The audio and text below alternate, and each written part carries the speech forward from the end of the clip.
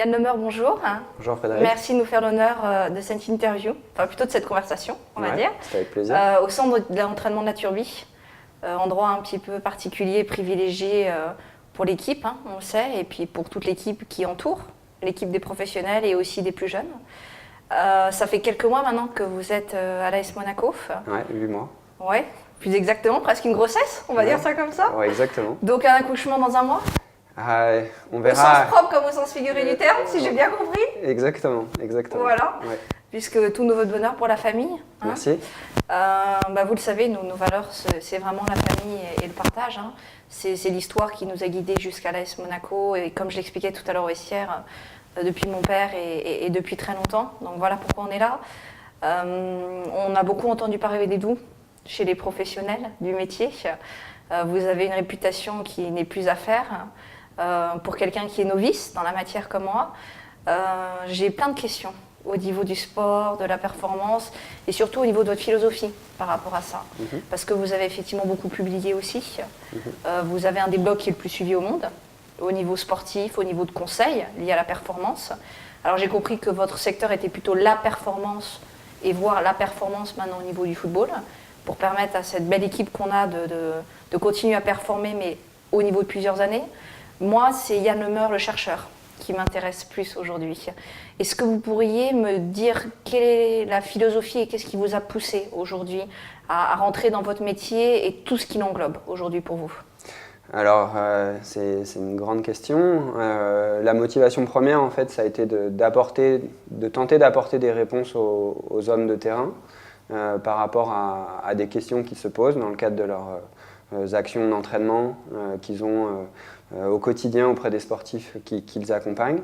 Donc dans ce cadre-là, mes premières années, je les ai effectuées à l'Institut national du sport, à Paris, auprès de disciplines olympiques. Et donc les enjeux à chaque fois, ça a été de préparer les équipes de France pour les échéances olympiques.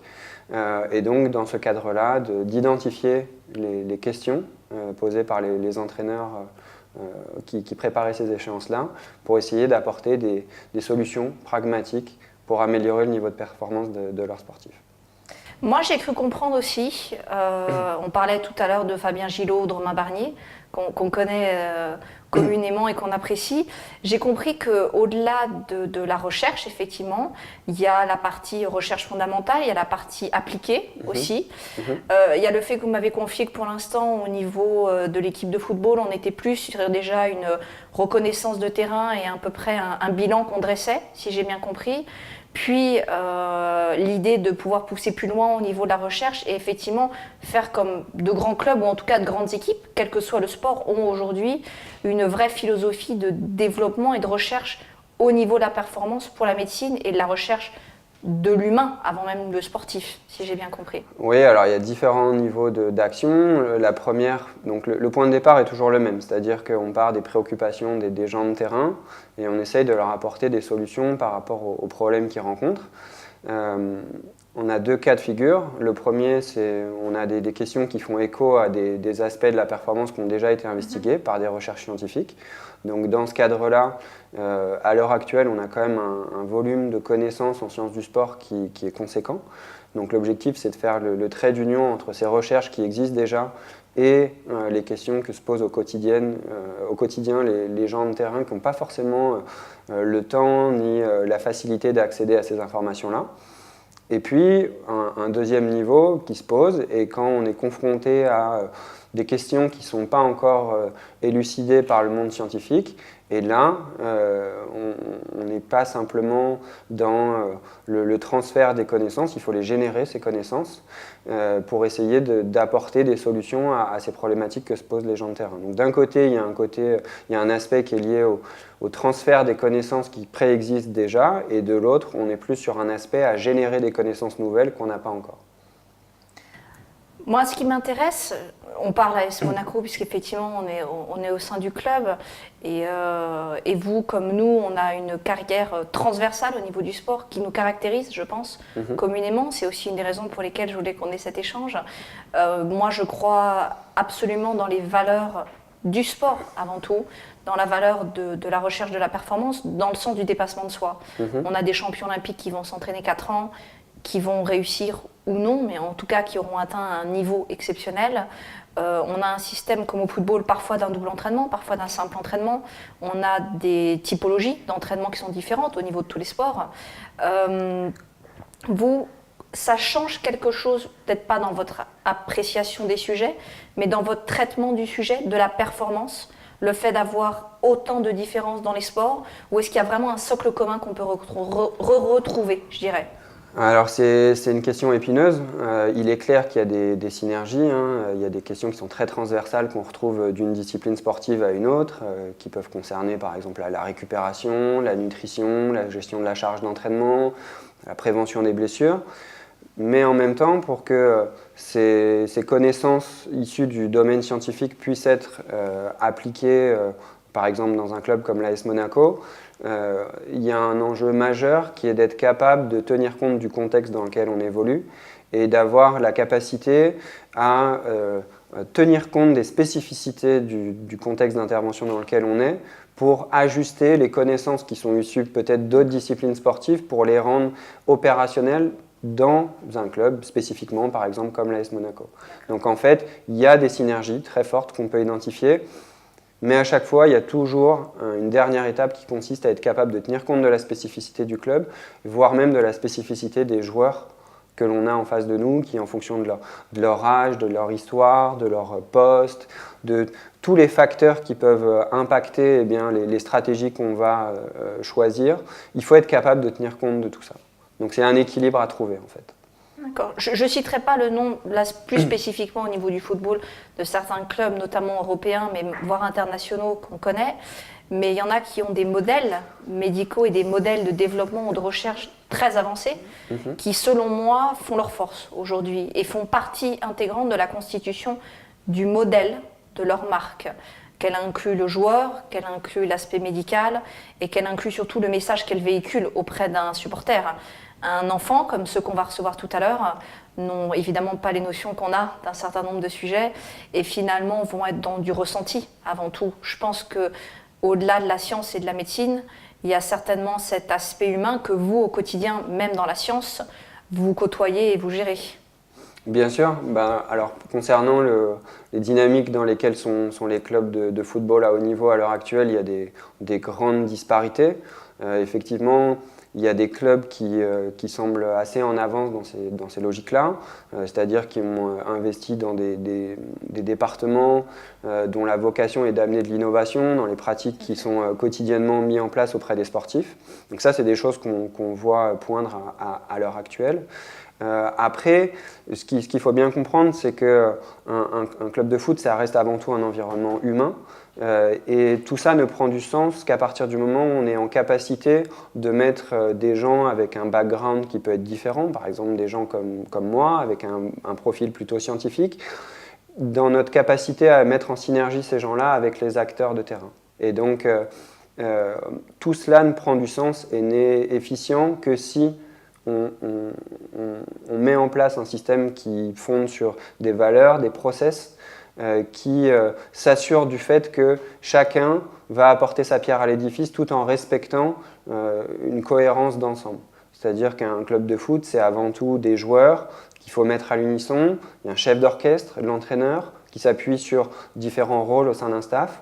Et il est important que chacune des personnes qui intègrent ce staff comprenne bien le rôle qu'elle a et la manière dont elle peut contribuer à rendre l'équipe performante en restant respectueuse de la partition que donne l'entraîneur.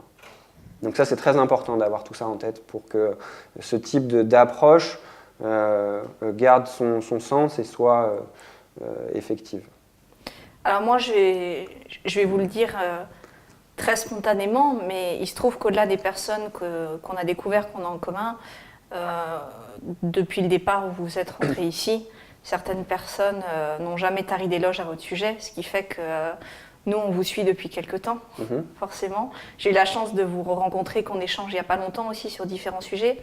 Vous savez que moi, le sujet qui me tient à cœur est effectivement la fondation de mon père, qui a pour but de lutter contre le cancer. Alors, c'est une thématique qu'on a tendance aussi à galvauder, qui se généralise un petit peu. Ça veut beaucoup dire et en même temps rien dire.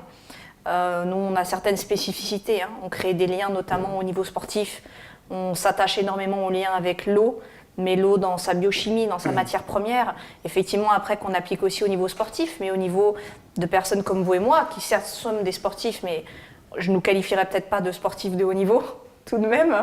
On a simplement un amour pour la pratique du sport et du sport, je pense en général. Mais c'est vrai que cette fondation, elle est au cœur de notre groupe, elle est au cœur de toutes nos démarches aujourd'hui. Elle est au cœur de l'évolution que nous sommes en train de mettre en place au niveau du club, parce que je pense qu'un grand club, quel que soit le sport, est fait de grands hommes et que le cœur et la générosité sont importants, non pas parce qu'on utilise les gens pour lever des fonds ou pour faire des dons, c'est pas ça, mais parce que je pense que tous les sportifs qu'on a sont les meilleurs véhicules et les meilleurs ambassadeurs, avec vous, avec les médecins, avec tout le staff, pour expliquer ce pourquoi on peut s'engager dans la vie et pourquoi prendre des risques et s'engager dans la vie, c'est quelque chose au contraire qui nous permet de nous dépasser aussi. Pour moi, la performance à titre personnel, et c'est ce qu'on véhicule dans la Fondation, est une question de dépassement de soi avant tout. Voilà. Quand on a un cancer ou quand on est malade, et vous le savez comment, on est tous susceptibles d'une inflammation cellulaire excessive ou d'être amené malheureusement à tomber malade. Un cancéreux lutte, comme un footballeur qui chute ou qui se fracture lutte pour récupérer, clairement. Un problème vital plus grave, certainement à plus court terme. L'autre a une recherche de récupération et de performance plus rapide.